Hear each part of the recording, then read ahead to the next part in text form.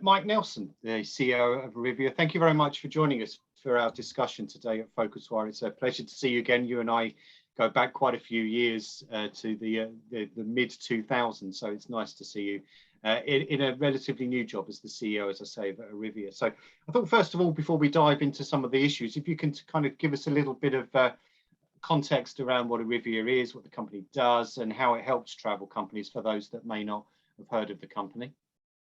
Yeah, it's great to see you again as well, Kevin. And yeah, let me just give a quick context of Arivia, because we did just rebrand the company about a year ago. I joined about 15 months ago. Arivia is owned by 3i, a UK-based private equity firm. They had bought several travel distribution companies, rolled them up, and hired me to run those companies.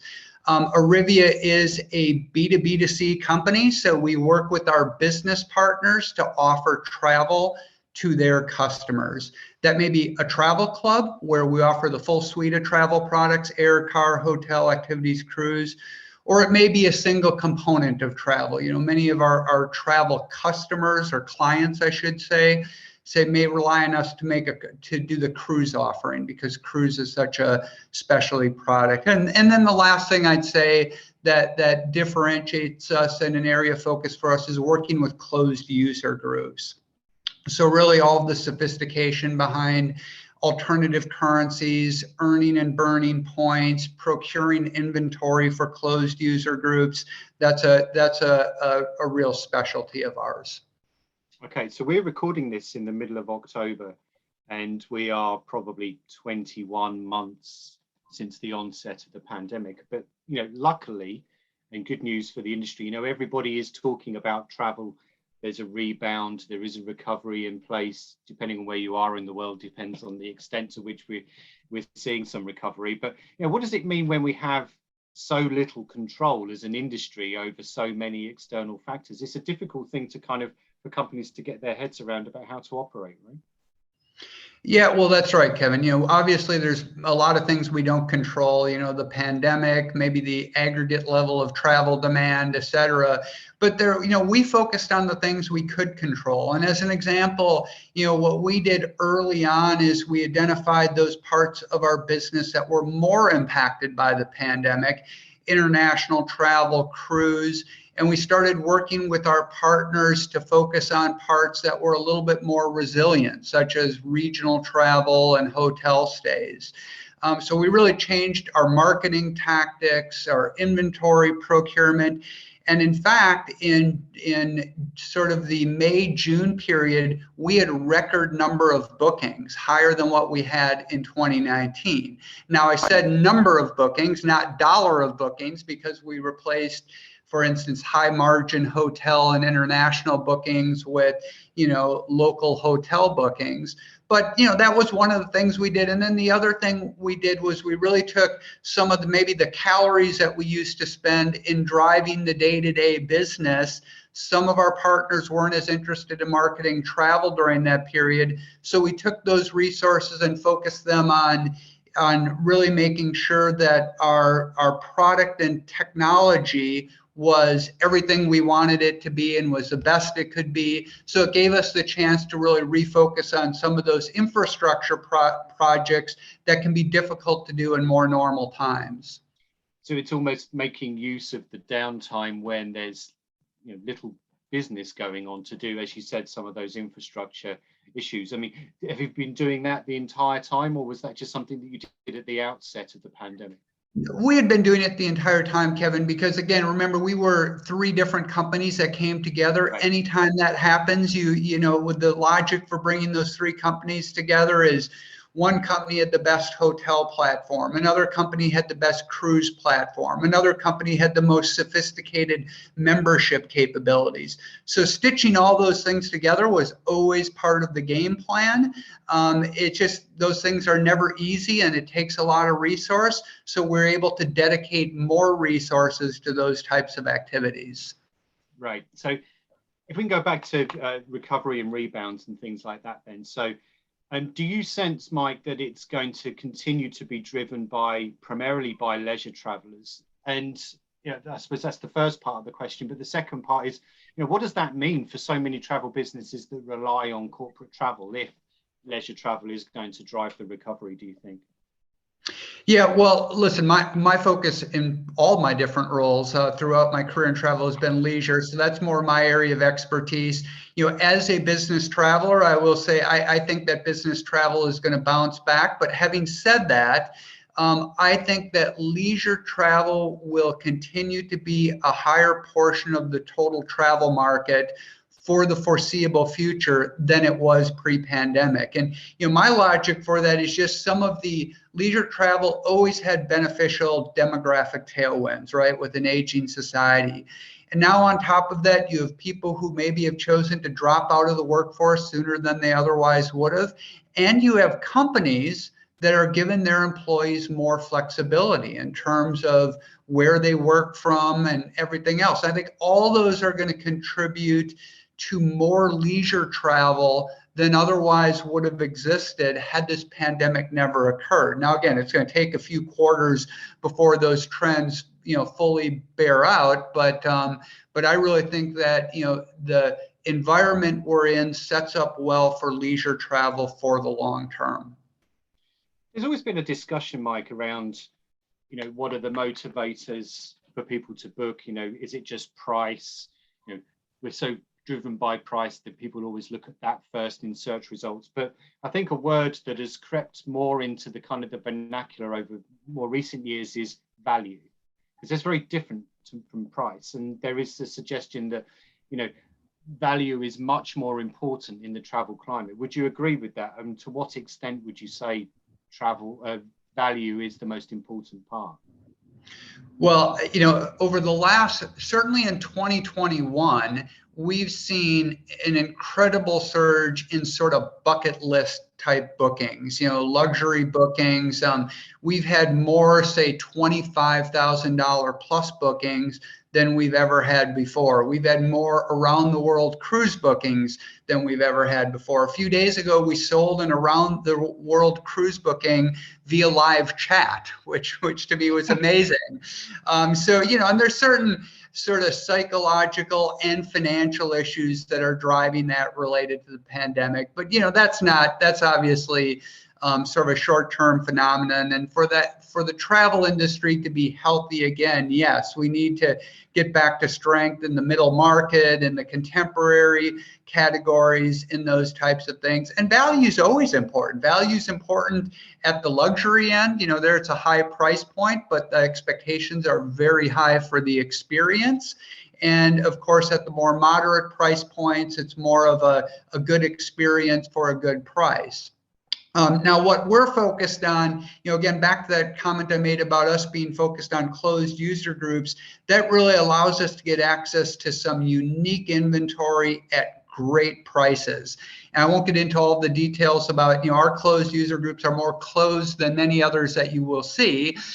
So we really get some great rates from our partners, and that helps us to deliver great value to our partners' customers. Talk to us, if you can, Mike, about the concept of closed user groups, because it's something that's used by many companies, but not by all. So talk us through how you've designed those and the process and how it works. Yeah, well, so for us, a typical, I won't use one of our clients as an example, but I'll just say that in general, generically, what we do with our partners is that, first of all, you have to log in.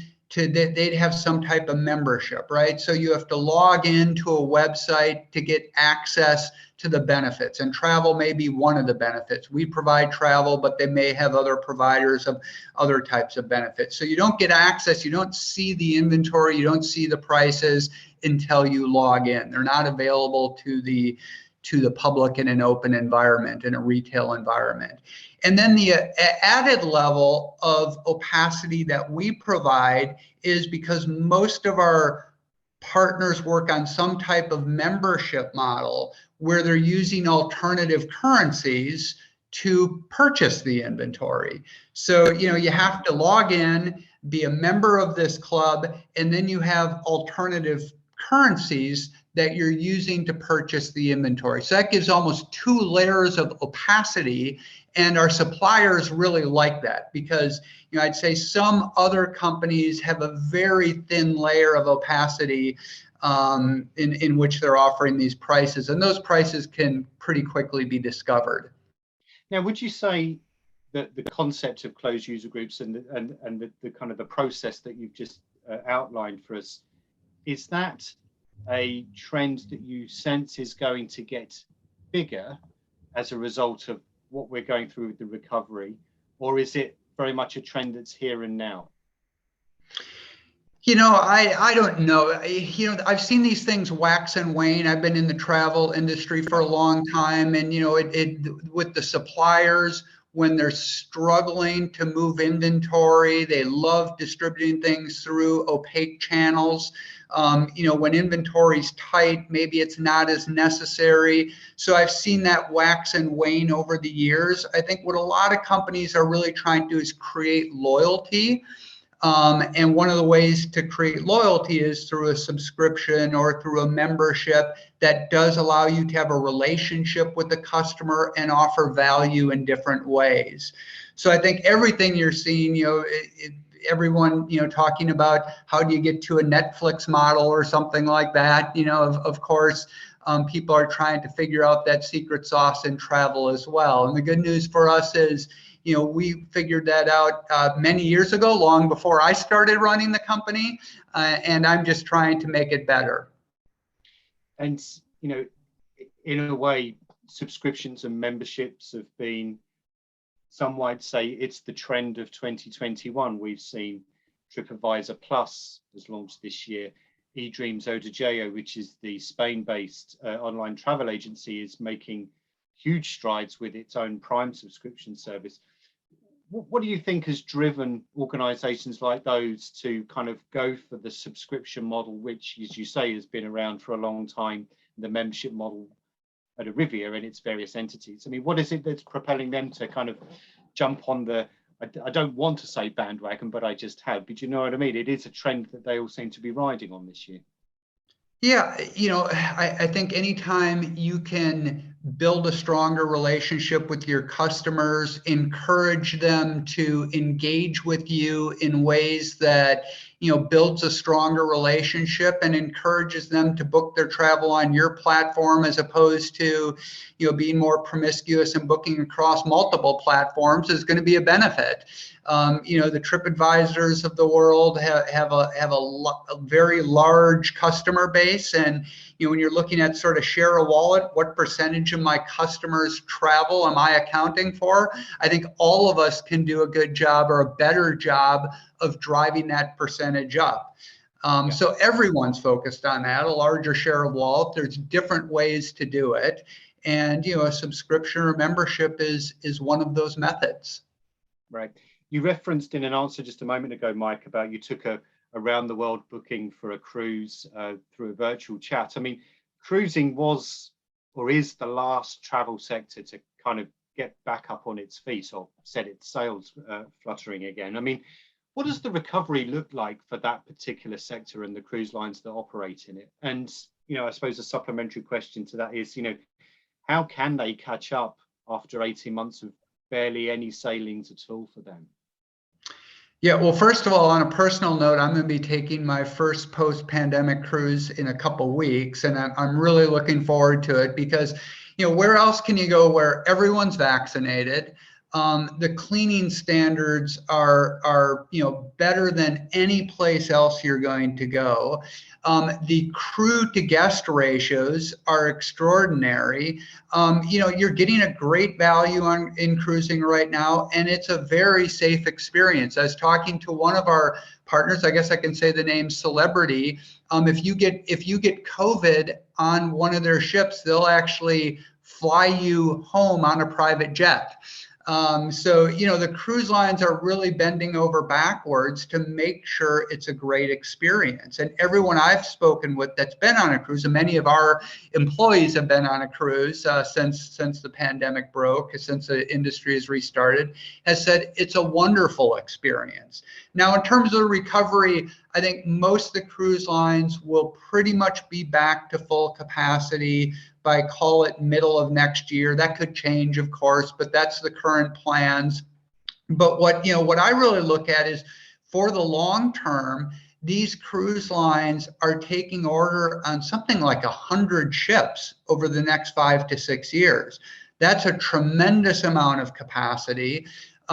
Cruising was a growth industry pre-pandemic, and it's going to be a growth industry post-pandemic.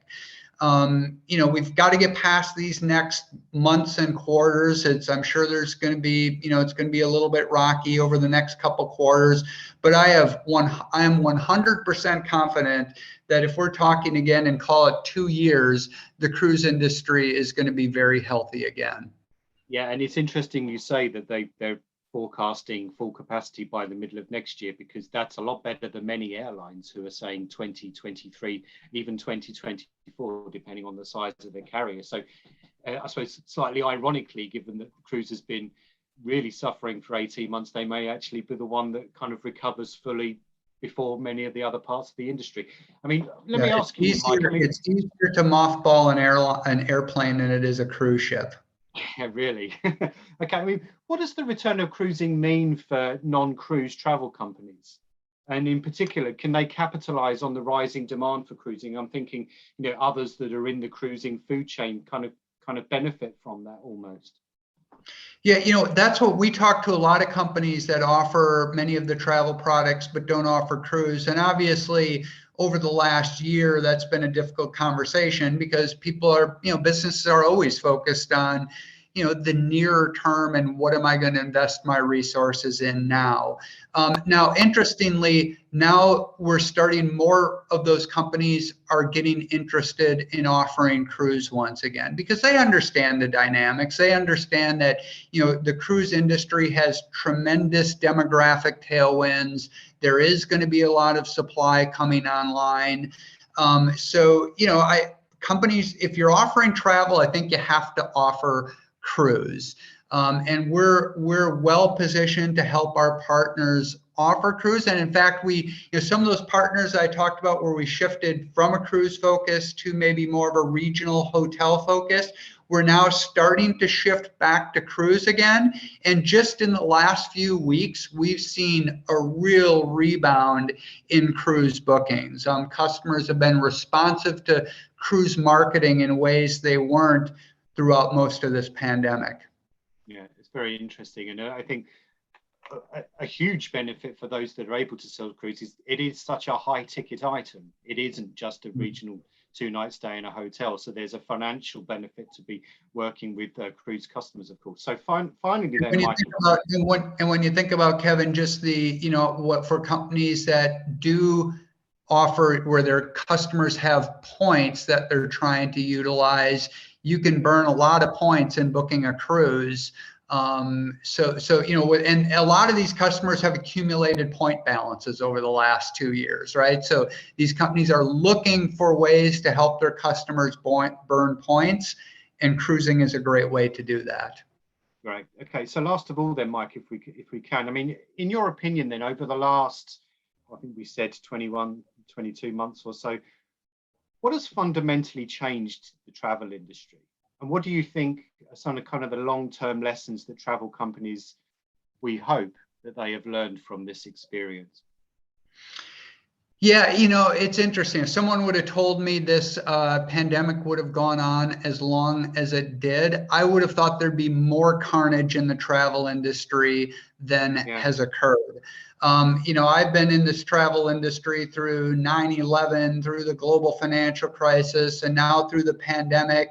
And I guess what I've learned is expect the unexpected. I'm sure there's going to be some crisis in the future. Don't know exactly when and don't know what it's going to be, but there will be a crisis. I think as a company, what you've got to make sure is that you you fill an important product need. And if you fill an important product need and you offer an important service to your clients or to your customers, and being a little diversified doesn't hurt either. I look back on it, as I said, because of the merger of the three companies and our ability to focus on different parts of the travel ecosystem, that's served us well during this period. If we were only, say, focused on cruising, this would have been much, much more painful than it otherwise than it was. So, having a good business, filling an important need, being a bit diversified, and just understanding that crisis occurs, and you have to be ready for it.